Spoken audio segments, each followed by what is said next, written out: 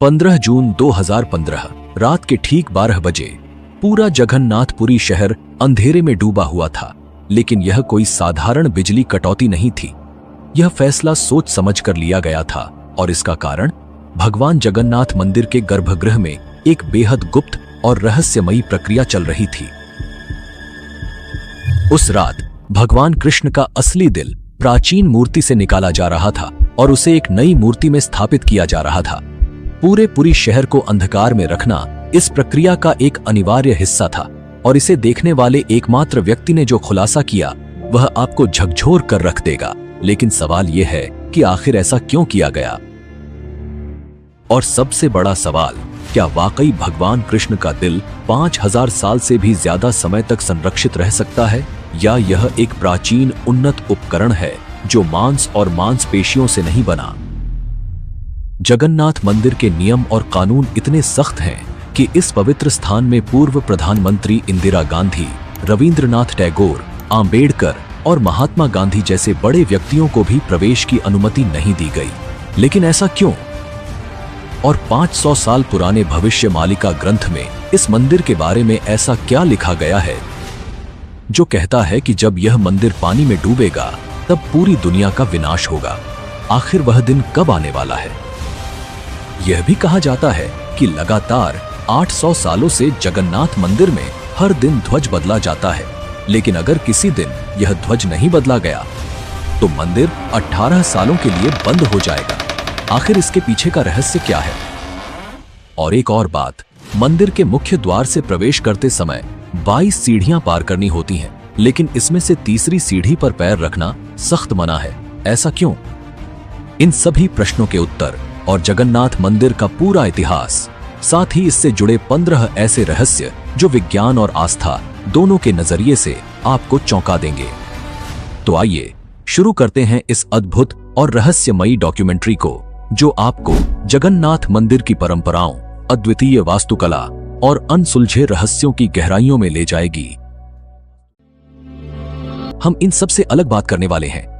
आज हम बात करेंगे भगवान कृष्ण के हृदय से जुड़े उस रहस्य की जो सदियों से छुपा हुआ है। हम बात करेंगे भविष्यमालिका की उस भविष्यवाणी की जो पूरी दुनिया को हिला सकती है। और इसके साथ साथ हम इतिहास, रहस्य और विज्ञान के दृष्टिकोण से मंदिर की अद्भुत कहानियों की पड़ताल करेंगे। जगन्नाथ मंदिर भारत के ओडिशा राज्य के पुरी शहर में स्थित है और इसे दुनिया के सबसे रहस्यमय मंदिरों में से एक माना जाता है। जगन्नाथ का अर्थ है जगत के स्वामी। बद्रीनाथ, द्वारिका और रामेश्वरम के साथ पुरी का जगन्नाथ मंदिर हिंदू धर्म के 4 पवित्र धामों में से एक है। इस मंदिर का उल्लेख प्राचीन ग्रंथों जैसे ब्रह्म पुराण, नारद पुराण और स्कंद पुराण के उत्कल खंड में मिलता है। ऐसा माना जाता है कि यह मंदिर सतयुग की शुरुआत से ही अस्तित्व में है और इसकी दिव्यता आज भी भक्तों को अपनी ओर आकर्षित करती है। जगन्नाथ मंदिर का सबसे बड़ा और सबसे अनसुलझा रहस्य है ब्रह्म पदार्थ, जिसे भगवान श्री कृष्ण का हृदय भी माना जाता है। यह ऐसा रहस्य है जो सदियों से भक्तों और वैज्ञानिकों दोनों को हैरान करता आ रहा है। आइए जानते हैं इस दिव्य रहस्य की पूरी कहानी, जहां आस्था और विज्ञान एक दूसरे से टकराते हैं। हर 12 साल में जगन्नाथ मंदिर में एक विशेष और रहस्यमयी परंपरा निभाई जाती है। इस प्राचीन परंपरा के तहत भगवान जगन्नाथ, बलभद्र और सुभद्रा की लकड़ी से बनी पुरानी प्रतिमाओं की जगह नई प्रतिमाओं को स्थापित किया जाता है। लेकिन इन पुरानी प्रतिमाओं में मौजूद एक दिव्य तत्व को संभालकर नई प्रतिमा में स्थानांतरित किया जाता है। इसे ब्रह्म पदार्थ कहा जाता है। यह रिचुअल इतना पवित्र और गुप्त होता है कि इसे निभाने के लिए कई कड़े प्रबंध किए जाते हैं। इस रात पूरी शहर की बिजली पूरी तरह काट दी जाती है। हर जगह अंधेरा कर दिया जाता है। मंदिर की सुरक्षा CRPF के कमांड में रहती है और किसी भी व्यक्ति का मंदिर के अंदर आना जाना सख्त मना होता है। इस प्रक्रिया को केवल मंदिर के मुख्य पुजारी ही संपन्न करते हैं, लेकिन उन्हें भी ब्रह्म पदार्थ का रहस्य जानने की अनुमति नहीं होती। इसलिए उनकी आंखों पर पट्टी बांधी जाती है और हाथों में मोटे दस्ताने पहनाए जाते हैं। यह सब इसलिए ताकि वे ना देख सकें और ना ही महसूस कर सकें कि ब्रह्म पदार्थ वास्तव में क्या है। कुछ पुजारियों ने अपने अनुभव साझा करते हुए बताया है कि जब मैंने इस ब्रह्म पदार्थ को छुआ तो मुझे एक अनोखी और शक्तिशाली ऊर्जा का अनुभव हुआ। ऐसा लगा जैसे मेरे हाथ में कोई जिंदा चीज थी जो किसी खरगोश की तरह उछल रही थी। लोगों का मानना है कि यह ब्रह्म पदार्थ और कुछ नहीं बल्कि भगवान श्री कृष्ण का धड़कता हुआ दिल है, जो आज भी 5000 सालों के बाद जीवित है। भगवान श्री कृष्ण का हृदय यहाँ कैसे आया और क्या यह सचमुच संभव हो सकता है? इस अद्भुत रहस्य को समझने के लिए हमें समय के पहियों को घुमाना होगा और जाना होगा 3102 ईसा पूर्व में, यानी करीब 5000 साल पहले।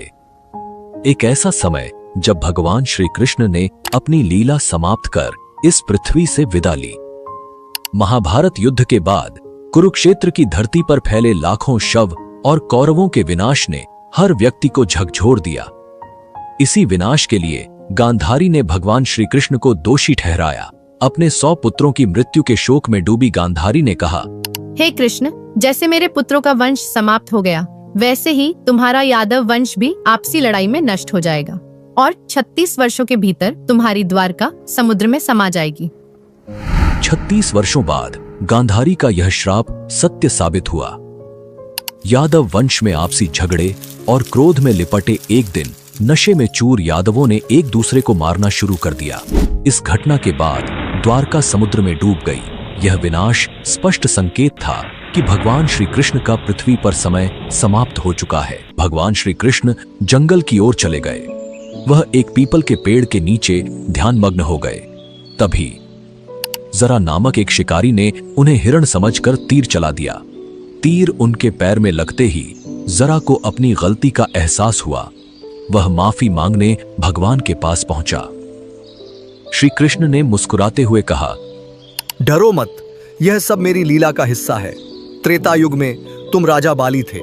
मैंने राम अवतार में तुम्हें छल से मारा था और अब उसी कर्म का परिणाम है कि आज तुम मेरे लिए मृत्यु का माध्यम बने हो। इसके बाद श्री कृष्ण ने योग निद्रा में लीन होकर इस भौतिक संसार को त्याग दिया। जब अर्जुन को इस दुखद समाचार का पता चला तो वह तुरंत पहुंचे और भगवान का अंतिम संस्कार किया। लेकिन चमत्कार हुआ।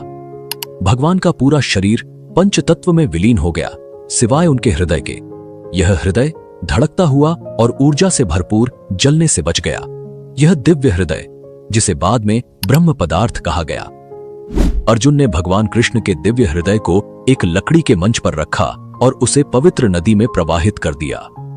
यह दिव्य हृदय नदी में बहता हुआ लंबे समय बाद ओडिशा के महानदी तट पर पहुंचा। उस स्थान पर एक सब्र जनजातीय समुदाय रहता था। इस जनजाति के मुखिया थे विश्ववासु। जब उन्होंने इस दिव्य हृदय को लकड़ी के मंच पर तैरते हुए देखा तो वह चकित रह गए। इस हृदय से एक दिव्य चमक निकल रही थी। विश्ववासु ने तुरंत इसकी दिव्यता को पहचाना और इसे नील माधव के रूप में पूजना शुरू कर दिया। उसी समय मालवा राज्य के राजा इंद्रद्युम्न, जो भगवान विष्णु के परम भक्त थे, ने भगवान नील माधव के दर्शन करने की प्रबल इच्छा व्यक्त की। उनकी यह खोज आगे चलकर भगवान जगन्नाथ मंदिर के निर्माण की आधारशिला बनी। मालवा के राजा इंद्रद्युम्न भगवान विष्णु के परम भक्त थे। एक रात भगवान विष्णु ने सपने में दर्शन देकर आदेश दिया कि वह उनकी दिव्य मूर्ति नील माधव को ढूंढे और उनके लिए एक भव्य मंदिर का निर्माण करे। भगवान ने संकेत दिया कि यह मूर्ति नीलांचल की एक गुफा में छिपी हुई है। राजा ने अपने ब्राह्मण पुजारी विद्यापति को नील माधव की खोज के लिए भेजा। कई दिनों की कठिन यात्रा के बाद विद्यापति ने आदिवासी मुखिया विश्ववासु के बारे में सुना, जो एक गुफा में छिपी इस दिव्य मूर्ति की पूजा करता था। विद्यापति ने नील माधव की पूजा की अनुमति मांगी, लेकिन विश्ववासु ने इसे अपनी जनजाति का रहस्य बताते हुए मना कर दिया। विद्यापति ने तब चालाकी से उनकी बेटी ललिता से विवाह कर लिया और इस प्रकार विश्ववासु का विश्वास अर्जित किया। ललिता के माध्यम से विद्यापति ने विश्ववासु को मनाया और उसे गुफा तक ले जाने के लिए राजी कर लिया। यात्रा के दौरान विद्यापति ने चुपचाप रास्ते में सरसों के बीज गिरा दिए ताकि वह वापसी पर रास्ता पहचान सके।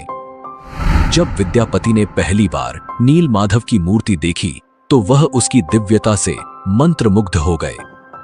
तुरंत उन्होंने राजा इंद्रद्युम्न को इस अद्वितीय मूर्ति के बारे में सूचित किया, लेकिन जब राजा गुफा पहुंचे तो मूर्ति वहां से गायब थी। विश्ववासु ने मूर्ति को छिपा दिया था, यह सोचकर कि राजा इसे अपने साथ ले जाएंगे।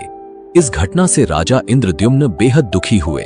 तभी भगवान विष्णु ने फिर से उन्हें सपने में दर्शन दिए और निर्देश दिया कि पुरी के समुद्र तट पर जाएं। भगवान ने कहा, एक विशाल नीम का पेड़ बहकर आएगा, उसी पेड़ से मेरी नई मूर्ति बनाओ। राजा ने आदेश का पालन किया और समुद्र तट पर अपने सेवकों को भेजा।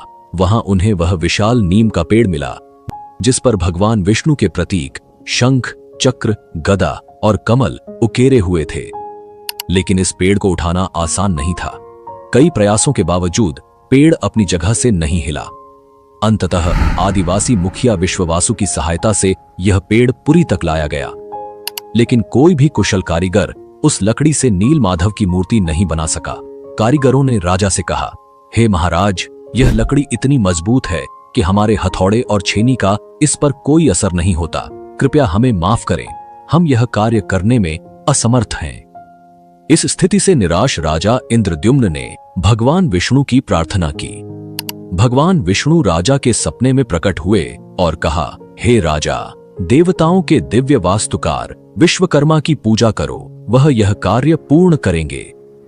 राजा ने भगवान की सलाह मानी और विश्वकर्मा की प्रार्थना की। कुछ दिनों बाद विश्वकर्मा एक बूढ़े आदमी के रूप में प्रकट हुए और राजा से बोले, हे महाराज, मैं भगवान विष्णु की मूर्तियां एक बंद कमरे में 21 दिनों में बनाऊंगा।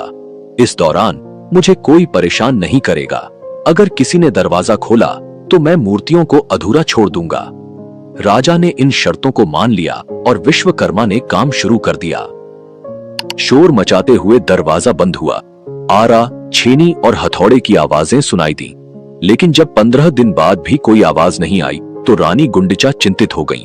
उन्होंने राजा से कहा, महाराज, शायद वह बढ़ई भूख से मर गया है, हमें दरवाजा खोलना चाहिए। राजा ने मना किया, लेकिन रानी ने जोर दिया और दरवाजा खोलने का आदेश दिया। जैसे ही दरवाजा खुला, सभी हैरान रह गए। विश्वकर्मा गायब हो चुके थे और पीछे केवल 3 अधूरी मूर्तियां थीं। राजा को बहुत दुख हुआ कि शर्त तोड़ने की वजह से मूर्तियां अधूरी रह गईं। भगवान जगन्नाथ के हाथ और पैर अधूरे हैं, बलराम और देवी सुभद्रा की मूर्तियां भी अधूरी हैं। जब राजा इंद्रद्युम्न उन मूर्तियों के पास गए तो उन्हें एक दिल की धड़कन महसूस हुई। एक दिव्य आवाज आई जिसने राजा को बताया कि श्री कृष्ण का दिल इन मूर्तियों में है। राजा ने इन मूर्तियों को स्थापित किया। आज यही अधूरी मूर्तियां भगवान जगन्नाथ, बलराम और देवी सुभद्रा के रूप में जगन्नाथपुरी में पूजी जाती हैं। भगवान जगन्नाथ को दुनिया का एकमात्र जीवित देवता माना जाता है जो अपने भक्तों की इच्छाओं को सुनते और पूरा करते हैं। अब हम बात करते हैं उस ब्रह्म पदार्थ की जो 5000 साल से रहस्यमय तरीके से सुरक्षित है। यह पदार्थ क्या है, यह कैसे अब तक जीवित है, और सबसे महत्वपूर्ण, विज्ञान इस ब्रह्म पदार्थ के बारे में क्या थ्योरी देता है। आइए इन सब पर विस्तार से बात करते हैं। यह रहस्य आपके सारे सवालों का जवाब देगा। यह निश्चित है कि यह हृदय, रक्त और मांसपेशियों से नहीं बना था, क्योंकि इसमें से एक दिव्य ऊर्जा निकल रही थी और हल्का कंपन महसूस हो रहा था। फेमस आर्कियोलॉजिस्ट प्रवीण मोहन इस रहस्यमयी कहानी को साइंस के नजरिए से समझते हैं। उनका कहना है कि श्री कृष्णा सिर्फ एक इंसान नहीं बल्कि एक सुप्रीम बीइंग थे। उनके पास ऐसी प्राचीन शक्तियां थीं जो आज की मॉडर्न साइंस के लिए भी अज्ञेय है। थ्योरी के मुताबिक ब्रह्म पदार्थ, जिसे नील माधव या श्री कृष्ण का दिल कहा जाता है, असल में एक आर्क रिएक्टर है। यह एक ऐसा डिवाइस है जो भयंकर स्तर की ऊर्जा उत्पन्न करने की क्षमता रखता है। इस थ्योरी के जरिए वह जगन्नाथ मंदिर के रहस्यों को समझाने की कोशिश करते हैं। उन्होंने बताया कि जगन्नाथ की मूर्तियां लकड़ी से बनाई जाती हैं, क्योंकि लकड़ी इलेक्ट्रिसिटी कंडक्ट नहीं करती। यह ब्रह्म पदार्थ से उत्पन्न ऊर्जा को नियंत्रित करने का एक तरीका है। करीब 50 साल पहले एक व्यक्ति ने दावा किया था कि उसने इस दिल को देखा था। उसने कहा कि यह दिल चांदी जैसा तरल बहा रहा था और यही तरल लकड़ी को कमजोर कर देता है। यही कारण है कि हर 12 साल में मूर्तियों को बदलना पड़ता है। उस व्यक्ति ने यह भी दावा किया कि दिल को जब प्रकाश में लाया गया तो यह चक्र की तरह घूमने लगा और जोर से वाइब्रेट करने लगा। उसने कहा कि यह दिल अष्टधातु से बना है। इसके अलावा जब इस ब्रह्म पदार्थ को मूर्ति से बाहर निकाला जाता है तो यह सक्रिय न हो जाए, इसे रोकने के लिए पूरी शहर की बिजली बंद कर दी जाती है। यह प्रक्रिया आज भी वैज्ञानिकों और श्रद्धालुओं के लिए रहस्यमयी बनी हुई है।